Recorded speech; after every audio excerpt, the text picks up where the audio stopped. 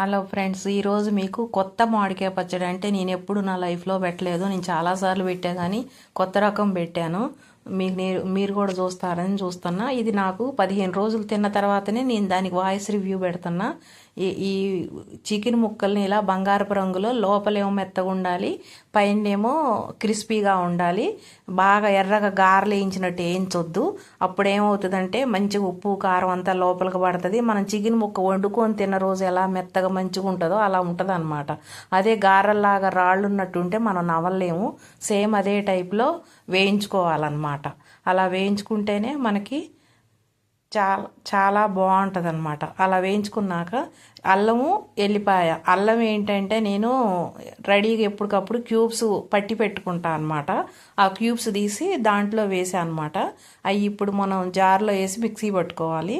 ఇదేమో మామిడికాయ తురుము అనమాట. ప్రత్యేకత ఏంటంటే మామిడికాయ తురుముతోనే మామిడికాయ పచ్చడి స్టైల్లో పెడుతున్నా అనమాట. నిమ్మకాయలు కూడా నా దగ్గర లేవు, ఒక 5 బద్దలే ఉన్నాయి అనమాట.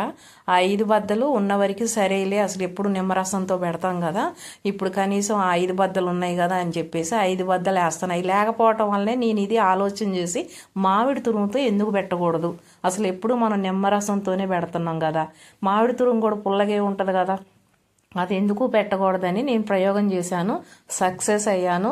అసలు ఎంత బాగుందంటే మామిడి తురుముతో, అది దీనికంటే కూడా నిమ్మరసం కంటే కూడా మామిడి తురుముతో ఎక్సలెంట్ ఉందండి.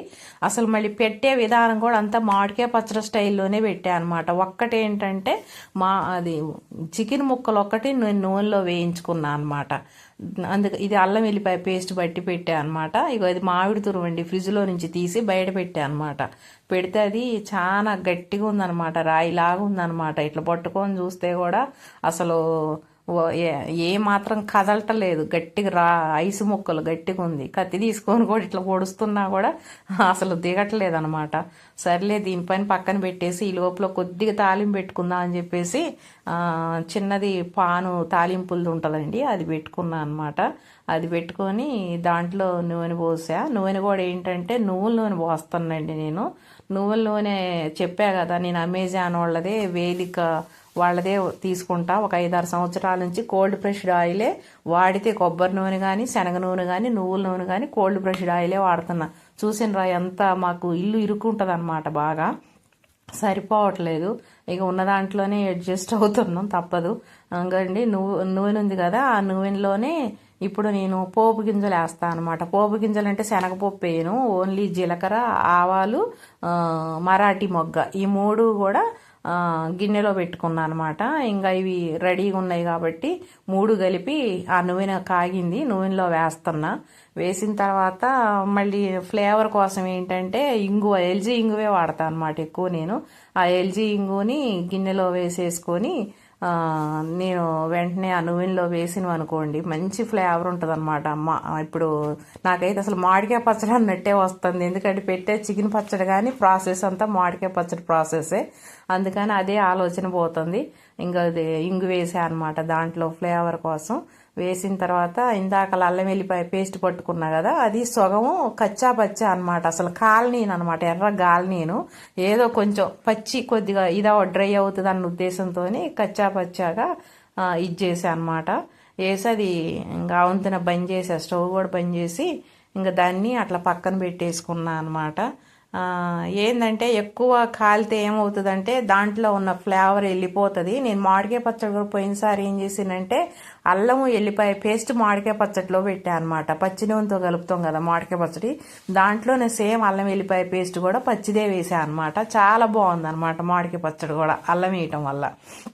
ఇక సరేలేని చెప్పేసి ఇప్పుడు ఆ వేయించిన గిన్నె ఉంది కదా, దాంట్లో ఉన్న చికెన్ తీసి పక్కన గిన్నెలో పెట్టేసుకొని అడుగు నూనె తేలుద్ది కదా, ఆ నూనెలో నేను ఇప్పుడు ఆవాల పిండి వేసాను అనమాట. తర్వాత ఇది జీలకర్ర పొడి అనమాట. ఈ జీలకర్ర పొడి కూడా నేను ఇప్పుడు దాంట్లోనే వేస్తా, ఆ మిగిలిన నూనెలోనే. ఇందాక ఆవాల పిండి, ఇప్పుడు జీలకర్ర పొడి వేసాను. ఇప్పుడు పక్కన ఇంకో డబ్బాలో మెంతిపిండి డబ్బా ఉంది, ఇగో ఇది మెంతిపిండి అండి. ఈ మెంతిపిండి కూడా కొంచెం వేస్తా దాంట్లోనే. ఇదన్నీ సుమారే, నేను లెక్క అంటూ ఏముండదు నాకు, ఇంత అందాజాగం చూసుకోవటం వేయటం. ఇది వేయించిన ధనియాల పొడి అనమాట. వేయించిన ధనియాల పొడి కూడా దాంట్లోనే వేస్తా అనమాట. ఇంకా నెక్స్ట్ ఏంటంటే గరం మసాలా కూడా ఏంటి, నేను అచ్చము లవంగాయలు కొద్దిగా వేసి అయినట్టు ధనియాలు, దాల్చిన చెక్క, 4 లవంగాయలు అంతే, వాటికి మించి ఇంకేం వేయలేదన్నమాట. అదే మసాలా పొడి దాంట్లో వేస్తున్నాను. ఇంకా అది వేసిన తర్వాత నెక్స్ట్ నేను ఈ మధ్య ఏం చేశాను, 30 రకాలు కలిగిన కారప్పొడి ఉంది కదా, 30 రకాలతో చేశా కదా, ఆ కారప్పొడి వేసా. మళ్ళీ నేను కొత్తగా వేరే ఏమీ వేయట్లేదు, దాంట్లో అన్నీ ఉంటాయి. దాంట్లో చెప్పా కదా 30 రకాలు, అంతకుముందు ఉన్న వీడియో చూస్తే ఏంటి 30 రకాల కారప్పొడి అనేది మీకు అర్థమవుతుంది. ఆ కారప్పొడి నేను రెడీగా పెట్టుకున్న, అదే వేసా. నెక్స్ట్ ఏంటంటే రాక్ సాల్ట్ అనమాట. అది నేను అసలు రాక్ సాల్టే వాడతాను, వేరే ఏ సాల్ట్ వాడను కంపల్సరీ. ఇక పచ్చళ్ళకైతే మాత్రం అది మెత్తటి ఉప్పు వాడతా, కానీ దీనికైతే మాత్రం కూరల్లోకి పులుసుల్లోకి అన్నిటిలోకి రాక్ సాల్టే వాడతా అనమాట. అందుకని రాక్ సాల్ట్ కూడా సుమారుగా చూసేసా.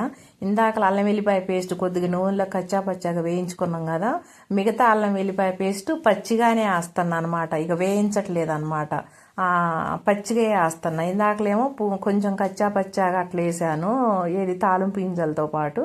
ఇదేం కచ్చా పచ్చాగా వేసాను. ఇవన్నీ కళాయిలో వేసి గంటెతోని కలుపుతూ ఉన్నా అనమాట. కొంచెం గలిస్తే ఏమవుతుందంటే పొడి పొడిలు ఆడకుండా ముద్దలాగా మంచిగా, ఇప్పుడు మామిడికాయ పచ్చటప్పుడు మనం ఎలానే కదా అన్ని వెచ్చాలు వేసి కలుపుతాం కదా, అలానే సేమ్ దీన్ని కూడా కలుపుతున్నా అనమాట. కలిపిన తర్వాత ఏం చేయాలంటే ఇక గంటెతోని పక్కన అదే గంటెతో కలిపేశాను. కలిపేసిన తర్వాత నెక్స్ట్ మనం ఈ ఇందాకలా ఎల్లిపాయ పేస్ట్ కొంచెం కచ్చా పచ్చాగా వేయించి పెట్టానని చెప్పా కదా, దాన్ని తీసుకొచ్చి మళ్ళీ ఇదే దాంట్లో మసాలా దాంట్లోనే వేసా అనమాట. వేసి దాన్ని కూడా మళ్ళీ గంటెతోనే కలిపిస్తున్నా. కలిపేసిన తర్వాత నెక్స్ట్ దీంట్లో ఏం చేయాలంటే మనం పక్కన వేయించుకొని పెట్టుకున్నాం కదా ముక్కలు చూసారా మీరు, అబ్జర్వ్ చేయండి. నేను ఎర్రగా కాలేటట్టు ఇలా లోపలేమో జ్యూసీగా ఉంది, పైన ఏమో లేయర్ లాగా వేగిందనమాట. అడుగున నూనెతో కూడా శుభ్రంగా ఉంచేసి మొత్తం దీంట్లో పోసా అనమాట. పోసి ఇక గంటెతో కలుపుతుంటే అవి అయ్యే పని కాదులే అని చెప్పేసి ఇక నేను చేయితోని కలుపుతున్నా అనమాట. ఎడం చేతిలోనేమో సెల్లు పట్టుకొని ఉన్నా. ఇంకా అదేమో మన మామూలుగా అయితే కలిపేటప్పుడు ఎడం చేతితో కళాయి పట్టుకుంటాం, కుడి చేతితోనే కలుపుతాం, గిన్నె కదలకుండా ఉంటుంది కదా. ఇప్పుడు కొంచెం ఇబ్బందిగా అవుతుంది, అయినా కూడా ఇక అట్లే తిప్పలు పడుకుంటూ ఎడం చేతితోనేమో కెమెరా పట్టుకొని కొంచెం దానికో దీనికో కదలకుండా అట్లా కలిపా అనమాట. కలిపేశాక ఇగో ఇది చూశారు కదా, ఇది నేను అమెజాన్లో ఇంకో ఇది నువ్వుల నూనె అండి, వేదిక వాళ్ళది కోల్డ్ ప్రెస్డ్ ఆయిల్ అనమాట. ఇంకోటి చూపించా కదా ఆ డబ్బానేమో శనగ నూనె అనమాట. ఇగో ఇది రెండోది అనమాట, ఇది పల్లి నూనె అనమాట. ఎప్పుడు నేను ఇక కోల్డ్ ప్రెస్డ్ ఆయిల్ 6-7 సంవత్సరాల నుంచి వాడుతాను అనమాట. ఇది మామిడి తురుము 350 గ్రాములు అనమాట. ఈ లోపల మెత్తబడింది, దీన్ని కూడా దాంట్లోనే వేసి అన్నీ కలిపేసి మొత్తం శుభ్రంగా ఇదొక 350 గ్రాములను. ఇంకోటి ఇందాకలా నిమ్మకాయ రసం కూడా తీసి పక్కన పెట్టుకున్నా కదా, అది కూడా ఇప్పుడు దీంట్లో పోస్తా అనమాట. కొంచెమే ఉందండి, ఎక్కువ లేదు. మామూలుగా అయితే ఆ పచ్చడికి నేను నిమ్మకాయ రసం ఆ గ్లాసుడు పోసి ఇంకొక 1/2 గ్లాసు పోసేదాన్ని అనమాట. అది 1/2 గ్లాసు కూడా కాలేదు. సర్లే ఉంది కదా అన్నట్లు ఇది చేశాను అనమాట. అయితే ఇప్పుడు ఇందాకలా నువ్వుల నూనెతో తాలింపు పెట్టుకున్నా అని చెప్పా కదా, అందుకని ఇప్పుడైతే నువ్వుల నూనె అది కొంచెం ఏది తాలింపులో కాగింది, ముక్కలేమో నువ్వుల్లో వేగినాయి కదా. ఇప్పుడు శనగ నూనె కొంచెం పచ్చిది మామిడికాయ పచ్చడికి పోస్తాం కదా, సేమ్ అదే పద్ధతిలో మామిడికాయ పచ్చడికి కొంచెం నూనె పోసా అనమాట. టోటల్గా 2 కేజీలు చికెన్ ముక్కలకి నేను మొత్తం వాడిందండి 350 గ్రాములు, 400 గ్రాముల లోపే అనమాట. అదే వేరే వాళ్ళైతే మినిమం కేజీ 700-800 గ్రాముల నూనె వాడతారు. నేను ఇప్పుడు చూసారా మామిడికాయ పచ్చడి మనం మసాలా పట్టించి ఫస్ట్ రోజు కలిపి ఎలా పెడతామో ఎక్కడ మీకు నూనె కాని రాదు అనమాట, అట్లే పెట్టా అనమాట. అదే వేరే వాళ్ళైతే అసలు నూనె ఇట్లా ఏలు పెడితే మునిగేటట్లుగా పెడతారు, ప్లస్ గారెలు వేయించినట్టు వేయించుతారు. నేను ఆ పద్ధతిలో వేయించలేదు. ఇది సేమ్ మామిడికాయ పచ్చడి ఎలా పెడతామో అలానే ఆ పద్ధతిలోనే మెంతిపిండి, జీలకర్ర పొడి, ఉప్పు, ధనియాల పొడి, ఆవాల పొడి, ఇంగువ అట్లా ఆ పద్ధతిలోనే వేశాను. మళ్ళీ పచ్చి నూనె కలిపాను. మళ్ళీ సేమ్ అసలు ఏం లేదండి, డిటో. నాకైతే ఈ పచ్చడి చూస్తే నాకు మామిడికాయ పచ్చడికి ఈ చికెన్ పచ్చడికి డిఫరెన్స్ ఏమనిపిల్ల. ఒకటే ఏంటంటే ఇవి కొద్దిగా ముక్కలు వేయించి పెట్టా అనమాట. అట్లా అది కూడా ఎక్కువ నూనె వేలవకుండా 2 సార్లు వేయించి అట్లా అట్టి పెట్టి ఉంచాను. తెల్లారిటికి ఊరిద్దని చెప్పేసి ఇగో తెల్లారిటికి ఊరిందండి. నైట్ పూట అట్లా పెట్టి ఉంచా కదా, తెల్లారిటికి ఊరింది. ఇంక వీటిని ఒకేసారి మరి నూనె తక్కువ వేసా కదా, మళ్ళీ నూనె కూడా నేను గారెల ముక్కలు అలా వేయించలేదు కదా, మొత్తం కలిపేసి 4 బాటిల్స్లో పెడదాము. 3 బాటిల్స్ ఏమో డీప్లో పెడదాము, ఒక బాటిల్ ఏమో మామూలు ఫ్రిడ్జ్లో పెడదాం అన్న ఉద్దేశంతో 4 బాక్సులు అక్కడ పెట్టుకున్నాను అనమాట. పెట్టుకొని నేను ఇక ఫస్ట్ ఈ పెద్ద బాక్స్ పెడుతున్నా, తర్వాత ఏమో ఇంకో డబ్బాకు పెడుతున్నా. అట్లా డబ్బాలేమో 3 పెట్టాను, బాక్స్ ఏమో 1 పెట్టాను. అంటే నా ఉద్దేశం ఏంటంటే మినిమం నెల 15 రోజుల వరకు వస్తుంది కదా, మనం ఒక రోజు డీప్లో నుంచి తీసి మళ్ళీ ఈ ఫస్ట్ మామూలు ఫ్రిడ్జ్లో పెట్టిన బాక్స్ తీసి అయిపోయిన తర్వాత మళ్ళీ డీప్లో ఉన్న బాక్స్ మళ్ళీ యువతలు పెట్టుకున్నాం అనుకోండి, అప్పుడు మనకి కూలింగ్ పోయి మళ్ళీ మనం తినటానికి రెడీగా ఉంటుంది. మళ్ళీ పొద్దున్నే తినాలనుకున్నప్పుడు రోజుకు 2 ముక్కలు పచ్చళ్ళలాగా, 2 ముక్కలు ప్రోటీన్ మనకి హెల్త్కి ఒకేసారి ఎక్కువ వచ్చగా తినకుండా ఉండాలన్న ఉద్దేశంతో ఒక బాక్స్ మాత్రం మామూలు ఫ్రిడ్జ్లో పెడతాను, 3 బాక్సులు మాత్రం డీప్లో పెడతాను. ఒక బాక్స్ అయిపోయిన తర్వాత మళ్ళీ రెండో బాక్స్ తీసి మళ్ళీ మామూలు ఫ్రిడ్జ్లో పెడతాను అనమాట. ఆ ఉద్దేశంతోనే 4 బాక్సులు ప్రిపేర్ చేసుకొని పక్కన పెట్టుకొని ఈ చికెన్ మాత్రం కరెక్ట్గా 4 బాక్సులకి పెట్టేసుకోవడం జరిగిందనమాట. అలా పెట్టుకున్న తర్వాత